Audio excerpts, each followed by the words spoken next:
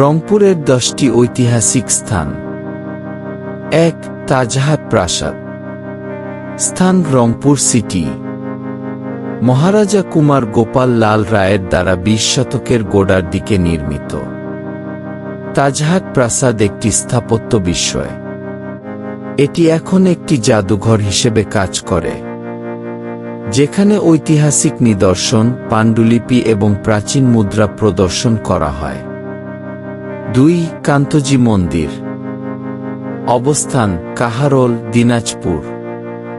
18 শতকের এই মন্দিরটি বাংলাদেশের টেরাকোটা স্থাপত্যের অন্যতম নিদর্শন। এটি তার জটিল খোদাই এবং বার্ষিক রাস মেলা উৎসবের জন্য বিখ্যাত। 3. কেরামতিয়া মসজিদ। স্থান রংপুর সিটি।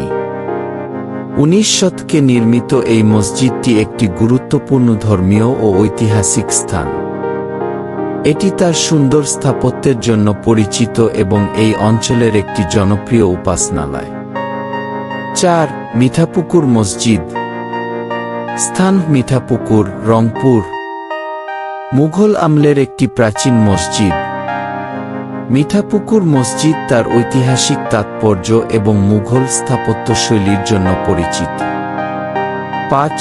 বেগম রোকেয়া স্মৃতিসৌধ। স্থান পায়রাবন্দ, রংপুর। অগ্রগামী নারীবাদী ও সমাজ সংস্কারক বেগম রোকেয়ার জন্মস্থান। স্মারকটি বাংলায় নারী শিক্ষা ও অধিকারে তার অবদানকে সম্মানিত করে। 6. নয়াবাদ মসজিদ। অবস্থান কাহারোল, দিনাজপুর। স্থানীয় কৃষকদের জন্য মুসলিম স্থপতিদের দ্বারা 18 শতকে নির্মিত। এই মসজিদটি এই অঞ্চলের ইসলামী স্থাপত্য ঐতিহ্যের একটি উদাহরণ। 7. জাদু নিবাস। স্থান রংপুর সিটি। জাদু নিবাস রংপুর সরকারি কলেজের পাশে রাধাবালভে অবস্থিত। এটি মশিউর রহমান জাদু মিয়ার নিবাস ছিল। এই বাড়িটির বয়স আনুমানিক 100 বছর। বাড়িটি সম্ভবত মহারাজা গোপাল লাল রায় এর সময় নির্মিত। 8. ইটাকুমারী জমিদার বাড়ি। স্থান মিঠাপুকুর, রংপুর। একটি ঐতিহাসিক জমিদার বাড়ি, ইটাকুমারী জমিদার বাড়ি 19 শতকের স্থাপত্যশৈলীকে প্রতিফলিত করে। এটি এই অঞ্চলে জমির মালিকানা এবং শাসনের ইতিহাসের একটি আভাস দেয়। 9. Rangpur Carmichael college. স্থান রংপুর সিটি। 1916 সালে প্রতিষ্ঠিত কারমাইকেল কলেজ বাংলাদেশের প্রাচীনতম শিক্ষা প্রতিষ্ঠানগুলির মধ্যে একটি।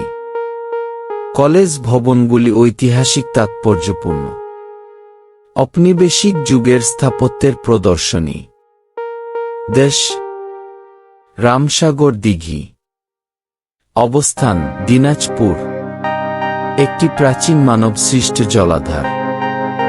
রামসাগর দিঘি ঐতিহাসিকভাবে এর আকার এবং 18 শতকে স্থানীয় পানি সরবরাহ ও কৃষিতে ভূমিকা রাখার জন্য তাৎপর্যপূর্ণ।